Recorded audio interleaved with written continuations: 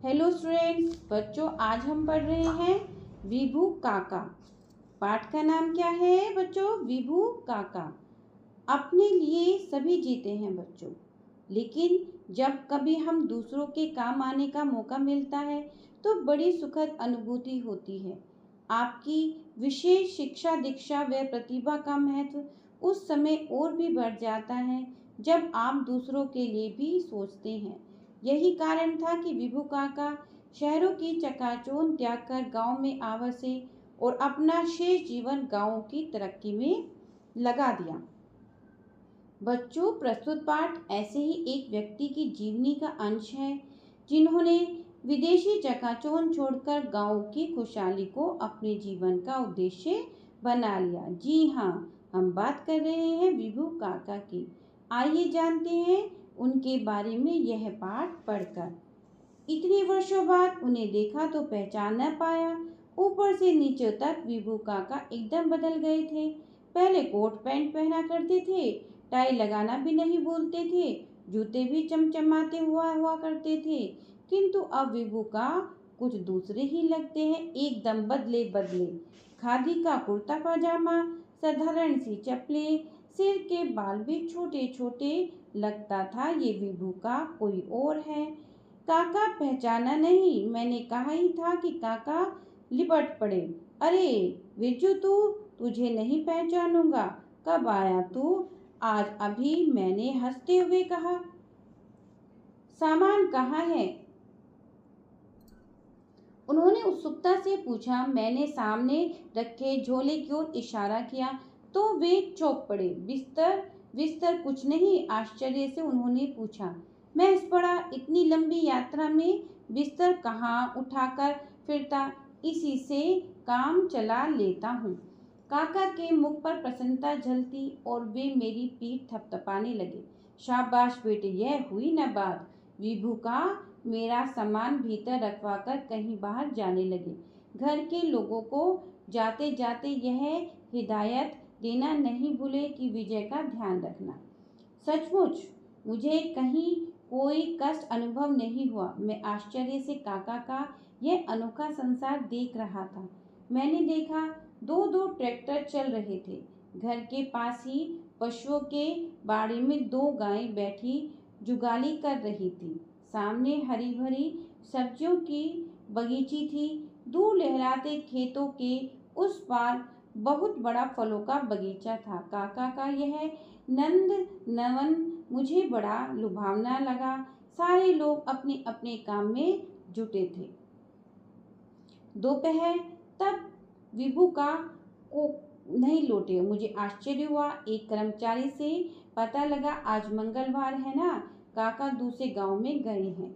वे घर घर जाकर रोगियों का हालचाल पूछते हैं, इसलिए घर लौटने में वक्त लग जाता है। विभूका ने अमेरिकी में कृषि विज्ञान की पढ़ाई की थी।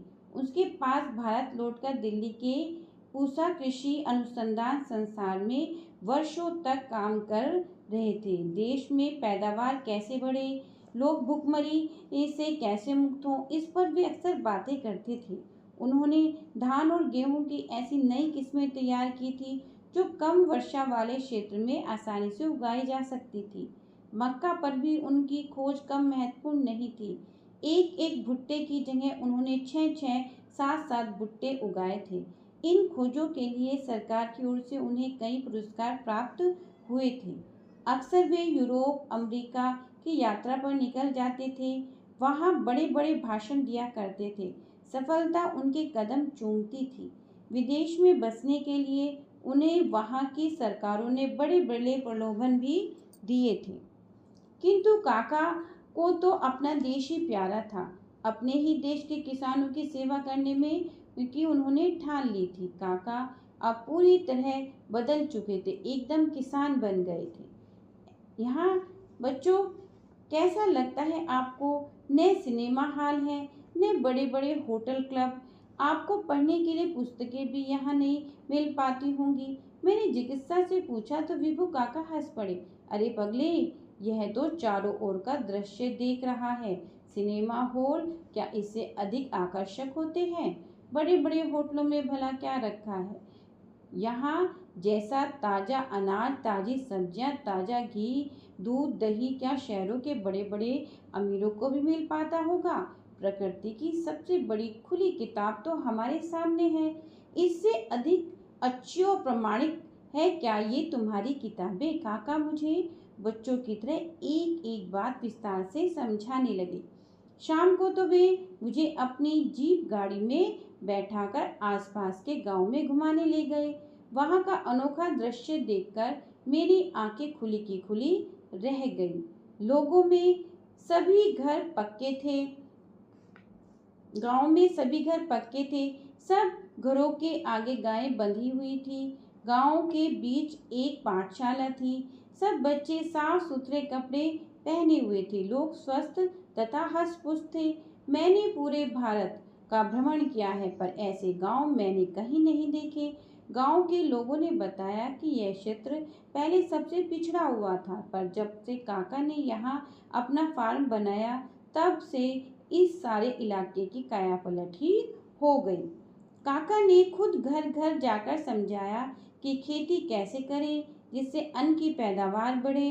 वे सबको बताते हैं कि स्वच्छ रहने के क्या क्या लाभ हैं, आए दिन की बीमारियों से छुटकारा कैसे मिल सकता है और बच्चों को पाठशाला क्यों भेजना चाहिए। देश विदेश में रहकर काका ने खेती के संबंध में जो भी ज्ञान प्राप्त किया, उसका लाभ उन्होंने घर घर गांव गांव जाकर पहुंचाया। अब काका के प्रयास से पूरा का पूरा क्षेत्र ही आदर्श हो गया। विभू का आदमी नहीं, देवता है। गांव गांव के घर घर के लोग अक्सर दोहराते रहते। जब मैं उनके गांव से लौटने गया तो काका स्वयं मुझे दूर तक छोड़ने आए। बोले, तुम लोग भी यही क्यों नहीं जाते? अपने लिए तो यह सब जीते हैं, पर दूसरों के लिए जीने का सुख कुछ और ही होता है। काका के चेहरे पर स्नेह ही नहीं, एक अनोखी चमक भी दिखाई दे रही है।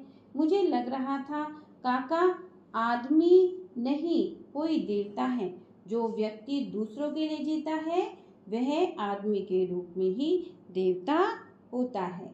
बच्चों, कृषि एवं ग्रामीण उत्थान के लिए बनाई गई विभिन्न योजनाओं की चर्चा करते हुए पाठ आरंभ करें। छात्रों को अपनी प्रतिभा का प्रयोग अपने देश के लिए ही करने के लिए केंद्रित करें, उनको प्रेरित करें।